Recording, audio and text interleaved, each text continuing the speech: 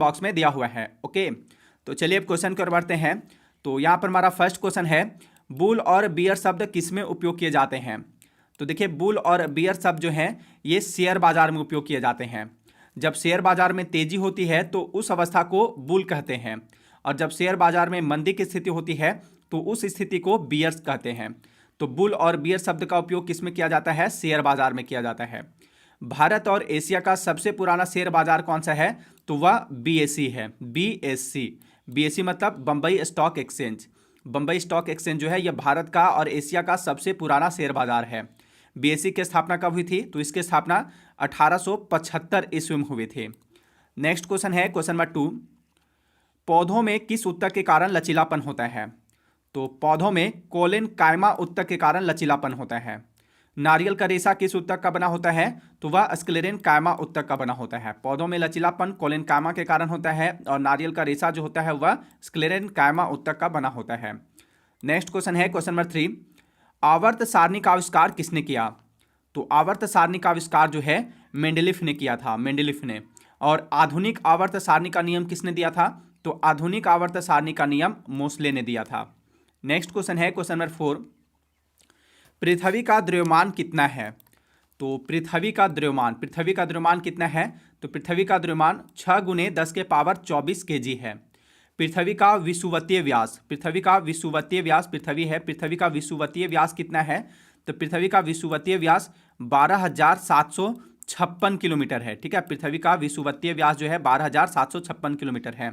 और ध्रुवीय व्यास कितना है? तो ध्रुवीय व्यास जो है, ध्रुवीय व्यास यह है 12,714 किलोमीटर। ठीक है, पृथ्वी का विषुवतीय व्यास 12,756 किलोमीटर है, और पृथ्वी का ध्रुवीय व्यास 12,714 किलोमीटर है। और पृथ्वी का द्रव्यमान कितना है? 6 × 10⁻24 kg है, किलोग्राम है। नेक्स्ट क्वेश्चन है क्वेश्चन नंबर 5, चंद्रमा पर किसी वस्तु का भार पृथ्वी पर उस वस्तु के भार का कितना गुना होता है? तो चंद्रमा पर किसी वस्तु का भार पृथ्वी पर उस वस्तु के भार का 1/6 गुना होता है। यानी अगर पृथ्वी पर किसी वस्तु का भार 60 kg है तो चंद्रमा पर उस वस्तु का भार पृथ्वी पर उस वस्तु के भार का 1/6 गुना, 1/6 गुना यानी 60 × 1/6 होगा, मतलब कितना होगा? 10 kg होगा। ठीक है, नेक्स्ट क्वेश्चन है क्वेश्चन नंबर 6, फ्रांस की अंतिम रानी मेरी एंतवानेट का जन्म किस देश में हुआ था? तो फ्रांस की अंतिम रानी थी मेरी एंतवानेट। मेरी एंतवानेट का जन्म किस देश में हुआ था? तो इनका जन्म जो है ऑस्ट्रिया में हुआ था। फ्रांस की अंतिम रानी मेरी एंतवानेट का जन्म ऑस्ट्रिया में हुआ था। ये ऑस्ट्रिया की राजकुमारी थी। फ्रांस के राजा लुई 16वां से मेरी एंतवानेट का विवाह हुआ था। फ्रांस की राज्य क्रांति कब और किसके शासनकाल में हुई थी? तो फ्रांस की राज्य क्रांति जो थी वह 1789 ईस्वी में, 1789 ईस्वी में फ्रांस की राज्य क्रांति हुई थी। किसके शासनकाल में? लुई 16वां के शासनकाल में हुई थी। नेक्स्ट क्वेश्चन है क्वेश्चन नंबर 7, विरंजक चूर्ण को जल में मिश्रित करने पर कौन सी गैस निष्कासित होगी? तो विरंजक चूर्ण जिसे हम लोग इंग्लिश में ब्लीचिंग पाउडर कहते हैं, तो इसे जल में मिश्रित करने पर क्लोरीन गैस निष्कासित होती है। विरंजक चूर्ण यानी ब्लीचिंग पाउडर का रासायनिक सूत्र क्या होता है? तो इसका रासायनिक सूत्र CaO होता है। ठीक है, ब्लीचिंग पाउडर यानी विरंजक चूर्ण का रासायनिक सूत्र CaOCl2 होता है, और इसका रासायनिक नाम है कैल्शियम ऑक्सीक्लोराइड। नेक्स्ट क्वेश्चन है क्वेश्चन नंबर 8, आगरा शहर की स्थापना किसने की थी? तो आगरा शहर की स्थापना किसने की थी? आगरा शहर की स्थापना सिकंदर लोदी ने की थी। कब? 1504 ईस्वी में की थी। ठीक है, आगरा शहर की स्थापना सिकंदर लोदी ने की थी 1504 ईस्वी में। नेक्स्ट क्वेश्चन है क्वेश्चन नंबर 9, दांत क्षय तब शुरू होता है जब मुंह का पीएच मान होता है। तो दांतों का क्षय तब शुरू होता है जब मुंह का पीएच मान 5.5 से कम होता है, तब दांतों का क्षय शुरू हो जाता है। नेक्स्ट क्वेश्चन है क्वेश्चन नंबर 10, सोल्डर किसकी मिश्र धातु है? सोल्डर किसकी मिश्र धातु है? तो सोल्डर जो है वह सीसा और टीन की मिश्र धातु है। पीबी जो है, पीबी सीसा का संकेत है और एसएन टीन का संकेत है। तो सोल्डर जो है पीबी और एसएन का यानी कि सीसा और टीन का मिश्र धातु है। कांसा किसकी मिश्र धातु है? तो कांसा जो है कॉपर यानी तांबा और टीन की मिश्र धातु होती है। ठीक है, कांसा किसकी मिश्र धातु है? कॉपर यानी तांबा और टीन की मिश्र धातु है कांसा। पीतल किसकी मिश्र धातु है? तो पीतल जो है कॉपर और जिंक की मिश्र धातु है। देखिए जिंक को जो है जस्ता भी कहते हैं, इसका संकेत जेडेन होता है। नेक्स्ट क्वेश्चन है क्वेश्चन नंबर 11। सूर्य की ऊर्जा का स्रोत है, तो सूर्य की ऊर्जा का स्रोत है, सूर्य की ऊर्जा का स्रोत क्या है? तो सूर्य की ऊर्जा का स्रोत नाभिकीय संलयन अभिक्रिया है।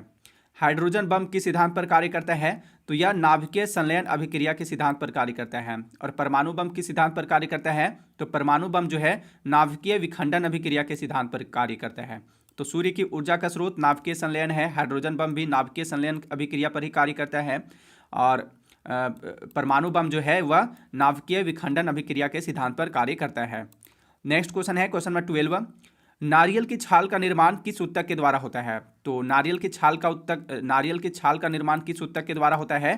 तो नारियल की जो छाल होती है यानी उसका जो रेशा होता है वह स्क्लेरेन कायमा ऊतक का बना होता है। ठीक है, स्क्लेरेन कायमा ऊतक के द्वारा इसका निर्माण होता है। नारियल की छाल का निर्माण स्क्लेरेन कायमा ऊतक के द्वारा होता है। और स्क्लेरेन कायमा जो है, स्क्लेरेन कायमा ऊतक का निर्माण मृत कोशिकाओं के संयोजन से होता है। तो यह भी क्वेश्चन आ चुका है कि किस ऊतक का निर्माण मृत कोशिकाओं के संयोजन से होता है? तो स्क्लेरेन कायमा ऊतक का निर्माण मृत कोशिकाओं के संयोजन से होता है। नेक्स्ट क्वेश्चन है क्वेश्चन नंबर 13।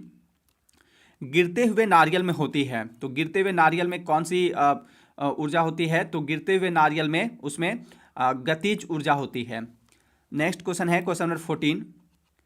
द्रव्यमान गुणे त्वरण बराबर होता है, तो द्रव्यमान गुणे त्वरण बराबर क्या होता है? तो द्रव्यमान गुणे त्वरण बराबर बल होता है, फोर्स। ठीक है, बल का एसआई मात्रक क्या है? तो बल का एसआई मात्रक न्यूटन है। नेक्स्ट क्वेश्चन है क्वेश्चन नंबर 15। अखिल भारतीय विकास के नीति निर्माण के लिए कौन उत्तरदायी होता है? तो अखिल भारतीय विकास के नीति निर्माण के लिए कौन उत्तरदायी होता है? वह राज्यसभा उत्तरदायी होता है, राज्यसभा। राज्यसभा भारतीय संविधान के किस अनुच्छेद के तहत जो है नई अखिल भारतीय सेवा की स्थापना की अनुशंसा कर सकती है? तो वह अनुच्छेद है अनुच्छेद 312। राज्यसभा जो है अनुच्छेद 312 के तहत नई अखिल भारतीय सेवा की स्थापना की अनुशंसा कर सकती है। नेक्स्ट क्वेश्चन है क्वेश्चन नंबर 15। थियोसॉफिकल सोसाइटी की स्थापना कब हुई थी? तो थियोसॉफिकल सोसाइटी की स्थापना जो है 1875 ईस्वी में हुई थी। 1875 ईस्वी में कहाँ पर? यूएसए में हुई थी, अमेरिका में। थियोसॉफिकल सोसाइटी के संस्थापक कौन थे? तो थियोसॉफिकल सोसाइटी के संस्थापक मैडम ब्लाटवस्की और कर्नल अल्काट थे। नेक्स्ट क्वेश्चन है क्वेश्चन नंबर 17। मानव रक्त में सबसे बड़ी कणिकाएं हैं, तो मानव रक्त की सबसे बड़ी कणिकाएं कौन सी है? तो वह है श्वेत रक्त कोशिकाएं। मानव रक्त में सबसे बड़ी कणिकाएं श्वेत रक्त कोशिकाएं हैं। नेक्स्ट क्वेश्चन है question number 18। State bank of India को किस वर्ष राष्ट्रीयकृत किया गया था? स्टेट बैंक ऑफ इंडिया जो है एसबीआई, इसको जो है राष्ट्रीयकृत 1955 ईस्वी में किया गया था। स्टेट बैंक ऑफ इंडिया को 1955 में राष्ट्रीयकृत किया गया था। देखिए, 3 बैंकों, bank of Calcutta, bank of Bombay और बैंक ऑफ मद्रास, इन 3 बैंकों को मिलाकर 1921 ईस्वी में जो है इंपीरियल बैंक ऑफ इंडिया बनाया गया था। किसको किसको मिलाकर? किन 3 बैंकों को मिलाकर? Bank of Calcutta, bank of Bombay और बैंक ऑफ मद्रास, इन 3 बैंकों को मिलाकर 1921 ईस्वी में इंपीरियल बैंक ऑफ इंडिया बनाया गया था। इंपीरियल बैंक ऑफ इंडिया का नाम बदलकर जुलाई 1955 में एसबीआई नाम देकर राष्ट्रीयकृत किया गया था। नेक्स्ट क्वेश्चन है क्वेश्चन नंबर 19। मुगल शासक अकबर का जन्म कहाँ हुआ था? तो मुगल शासक अकबर का जन्म अमरकोट में हुआ था। अमरकोट कश्मीर में अवस्थित क्षेत्र है। मुगल शासक अकबर का जन्म 15 अक्टूबर 1942 ईस्वी को अमरकोट के राजपूत राजा विरसाल के महल में हुआ था। सम्राट अकबर की माता का नाम क्या था? तो सम्राट अकबर की माता का नाम हमीदा बानो बेगम था। इन्हीं के गर्भ से जो है इनका जन्म हुआ था अकबर का। नेक्स्ट क्वेश्चन है क्वेश्चन नंबर 20 और इस वीडियो का लास्ट क्वेश्चन है यह। हीरा का निरपेक्ष अपवर्तनांक कितना होता है? तो हीरा का निरपेक्ष अपवर्तनांक 2.42 होता है। ठीक है, 2.42 जो है हीरा का निरपेक्ष अपवर्तनांक होता है 2.42। इसका अर्थ है कि वायु में प्रकाश की चाल तथा हीरे में प्रकाश की चाल का अनुपात 2.42 के समान है। हीरा किसका अपरूप है? तो हीरा जो है कार्बन का अपरूप है। हीरा किस कारण चमकता है? तो हीरा प्रकाश के पूर्ण आंतरिक परावर्तन के कारण चमकता है। तो फ्रेंड्स, ये थे जीके के 20 मोस्ट इंपोर्टेंट क्वेश्चन आंसर। अगर ये वीडियो आपके लिए हेल्पफुल रही हो तो प्लीज़ इस वीडियो को लाइक एंड शेयर जरूर कीजिएगा। अब मिलते हैं नेक्स्ट वीडियो में। Thanks for watching.